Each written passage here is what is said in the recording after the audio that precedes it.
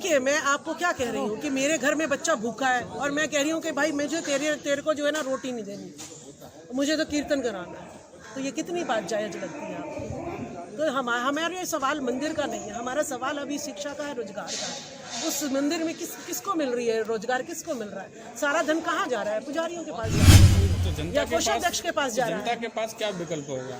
जनता के पास विकल्प यही होगा कि जनता जो है अब बड़ी बड़ी पार्टियों को जरा छोड़ के देख ले, कांग्रेस, बीजेपी, इन पार्टियों को, आरएसएस मनुवादी पार्टियों को छोड़ के देख ले और अपनी क्षेत्रीय नेताओं पर वो क्या कर रहे हैं उस पर टिक्का टिप्पणी ना करे, उनको जो है भ्रष्टाचारी और पलटू ना कहे और अपने नेता पे विश्वास कर लो, तो जो है नीतीश जी को ये काम ना करना पड़ता। नीतीश कुमार जी 9वीं बार मुख्यमंत्री बने हैं बिहार के, इसको लेकर क्या कहना चाहेंगे आप? देखिए, जो है जो पेड़ होता है, सीधा पेड़ होता है बांस का, वो झुकना नहीं जानता। अगर वो झुक जाएगा तो वो टूट जाएगा, ठीक है। लेकिन जो पेड़ जो है झुकते हैं वो सारे आंधी तूफान सब सहन कर लेते हैं। एक गुंडागर्दी का माहौल जो है पूरे देश में चल रहा है। अगर उस गुंडागर्दी के माहौल में अगर मैं सीधा जो है बिना सिपाहियों के हथियार लेके खड़ी हो जाती हूँ तो मेरी मौत निश्चित है। हमारा समाज जो चाहता है मुझे शिक्षा नहीं चाहिए, हमारा समाज चाहता है मुझे जो है रोजगार नहीं चाहिए, हमारा समाज चाहता है कि मणिपुर में 3 महिला नग्न घुमा लो, लेकिन मुझे मुसलमान से बचाने वाला प्रधानमंत्री आज चाहिए। तो नीतीश कुमार जी कहाँ तक समझे? कहाँ तक माननीय पूर्व सांसद राजकुमार सैनी जी ने, जिन्होंने पूरा इतिहास भी समझाया, जिन्होंने बीजेपी को भी छोड़ा, जिन्होंने जो है सिर्फ और सिर्फ बहुजनों की बात करी, आज वो कहाँ पर है? वो जो है कहाँ पर है? उनकी स्थिति क्या है? एक भी सांसद विधायक नहीं बना पाए।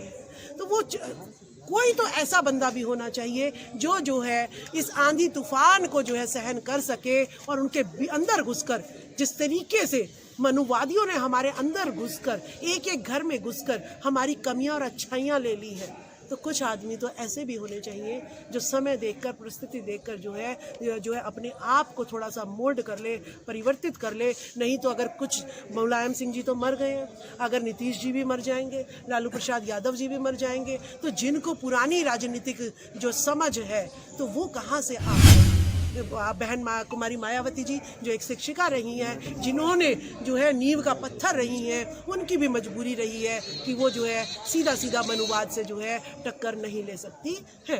तो इसमें जो है कोई विचलित होने की बात नहीं है। हम जो है संघर्ष कर रहे हैं और संघर्ष करते रहेंगे, लेकिन अब जो है बंदूकें चल रही हैं और जाके मैं बीच में खड़ी हो जाऊं तो ये भी जो है हमें नहीं करना चाहिए। हमारा जीवन जो है मूल्यवान है और इसके अपने जो अनुभव है उसको हमें पीढ़ी दर पीढ़ी देके जाने हैं। नीतीश जी में जो है लड़ाई लड़ने की क्षमता है, उन्हें राजनीति की समझ है, तो हम जो है उन पर कोई कटाक्ष करना नहीं चाहेंगे, क्योंकि कांग्रेस ने उनकी जब मीटिंग हुई थी, जब 4 राज्यों के चुनाव थे, कांग्रेस को लग रहा था अकेले ही सीट निकाल जाएंगे, लेकिन जब 4 राज्यों का रिजल्ट आया तो क्या नजर आया? हमें लगा कि भाई ओबीसी को अब कांग्रेस जो है महत्व देगी, लेकिन फिर जब बैठक बैठती है तो अरविंद केजरीवाल, ममता बनर्जी कहते हैं कि नीतीश प्रधानमंत्री के उम्मीदवार नहीं है। तो जैसी कांग्रेस वैसी बीजेपी, तो इससे अच्छा बीजेपी ना ठीक। तो ये कांग्रेस की गलती है इसका मतलब? बिल्कुल कांग्रेस की गलती है, वो नहीं चाहती कि ओबीसी का प्रधानमंत्री जो है बनना चाहिए। लेकिन कांग्रेस तो कह रही है कि हम उनको प्रधानमंत्री बनाना चाह रहे थे। नहीं, देखिए, बाद में तो चाहे कोई कुछ भी कह दे, ओबीसी को बदनाम करने के लिए तो कांग्रेस ने कौन सा ओबीसी को आरक्षण दे दिया था? कांग्रेस ने कौन सा ओबीसी को आरक्षण दे दिया था? कमीशन पे कमीशन बिठा, आयोग पे आयोग बिठा। ठीक है, हम बीजेपी की चालें भी समझते हैं, हम कांग्रेस की चालें भी समझते हैं। तो अगर कांग्रेस जो है इतनी मार खाने के बावजूद भी हमें कुछ नहीं समझ रही, तो बीजेपी गठबंधन बना, जिसने गठबंधन को तैयार किया, गठबंधन तैयार करने वाले ही धीरे धीरे गठबंधन को कमजोर कर रहे हैं। इधर ममता बनर्जी अलग और लड़ने की तैयार कर रही और इधर नीतीश भी निकल गए। तो इस पे अब देश किधर चुनाव? देखिए, जो आपका वो है कि नीतीश जी जो है इकट्ठा करने के लिए निकले थे इकट्ठा करने के लिए, लेकिन उस समुंदर में वो अपना ही अस्तित्व जो है लोग उन्हें का मिटाने के लिए तैयार हो गए। ठीक है, तो देखिए कितना जिसने प्रयास किया उसको ही ये लोग जो है खा जाते हैं। ये ऐसे मगरमच्छ। लेकिन 8वीं बार मुख्यमंत्री तो बन जाएंगे वो।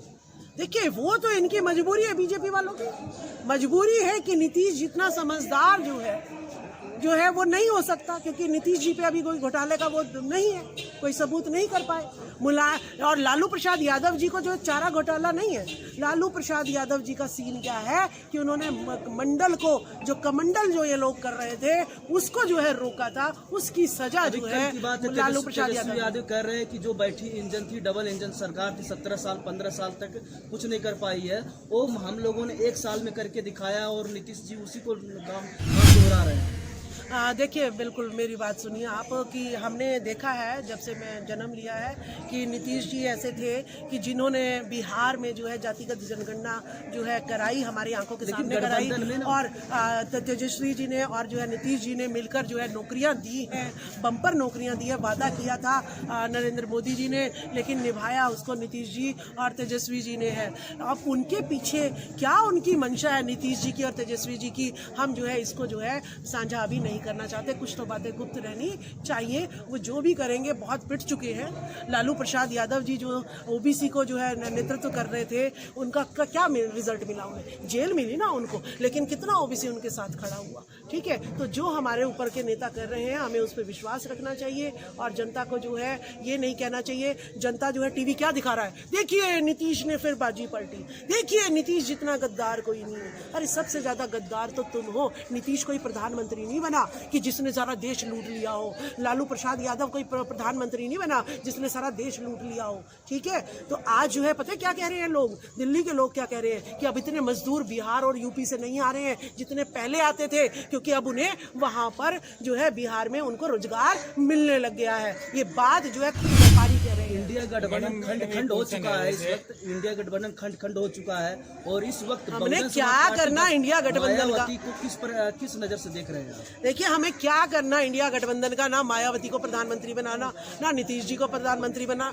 हमने क्या करना कांग्रेस का और क्या करना बीजेपी का। जहां अपना जिस तरीके से अपने लोगों का उद्धार हो सकता हो, जहां पर अपने लोगों के लिए कुछ किया जा सकता हो, वो काम करने में ही समझदारी। मैम अभी बजट आने वाला है, उसको लेकर क्या कहना चाहेंगे? देखिए बजट जो आएगा, जो कितने भी बजट आ जाए, इस बजट में तो जो है ना सारे कितने अपने लोगों को जो है पूंजीपतियों को कितना फ़ायदा पहुंचाना है, तो ये सब होता है। आम जनता का बजट से कोई मतलब नहीं है, कोई लेना नहीं है, कोई देना नहीं है। अगर मैं निकलवाऊं कि SC ST OBC का कितना बजट जो है पिछली बार आया था, कितना आपने यूज़ किया, ये डाटा मांगने लगूंगी ना तो कोई RTI का जवाब मेरे पास आने वाला नहीं है। हमें क्या फ़र्क पड़ना बजट कितना आ रहा कितना नहीं आ रहा। ठीक है, बजट आम लोगों के लिए नहीं है। मैडम नीतीश कुमार इतना पाला पलट रहे हैं, कभी इधर से उधर कभी उधर से उधर, तो जनता कैसे भरोसा कर पाएगी? जनता देखिए, जनता तो भरोसा कहाँ कर रही है, जनता तो नीतीश के कामों को भरोसा कहाँ कर रही है।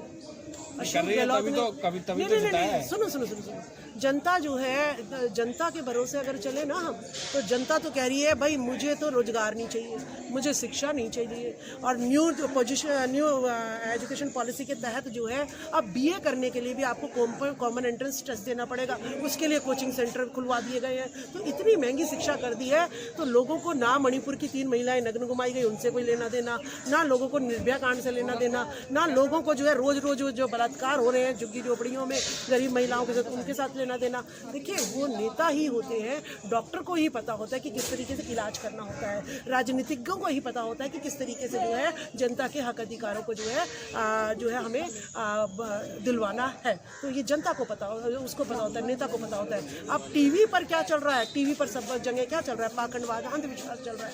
अगर टीवी ट्रांसपेरेंट होता तो जनता खुद निर्णय ले पाती कि कौन सा नेता हमारे लिए सही है, कौन सा नहीं है। टीवी पर सारा दिन रात दिन सिर्फ और सिर्फ जो है भ्रमित करना, काल्पनिक बातों में उलझाए रखना, इन चीज़ों में जनता को लगाया हुआ है, और कुछ वो अपनी पेट की भूख मिटाने के लिए लगे हुए हैं। तो जनता में अभी इतनी समझ नहीं है, वो टीवी देखकर ही उठती है और टीवी देखकर ही सोती है। तो जनता पर अगर विश्वास करने चलेंगे तो जनता कह रही है मुझे तो राम मंदिर चाहिए, मुझे स्कूल, कोई ऐसी यूनिवर्सिटी बनाई है कि प्रधानमंत्री मोदी ने कहा हो देखिए इतनी बड़ी यूनिवर्सिटी बना दी, लगाओ दीपक, देखिए इतना बड़ा हॉस्पिटल खोल दिया, और जो है ना लगाओ भंडारे, ऐसा कुछ नहीं है ना। आपको क्या लगता है क्या कारण रहा होगा कि वो ऐसा पाला पलट रहा है? पाला ये पलट रही है कि हवा चली राम मंदिर की, सारे बह गए।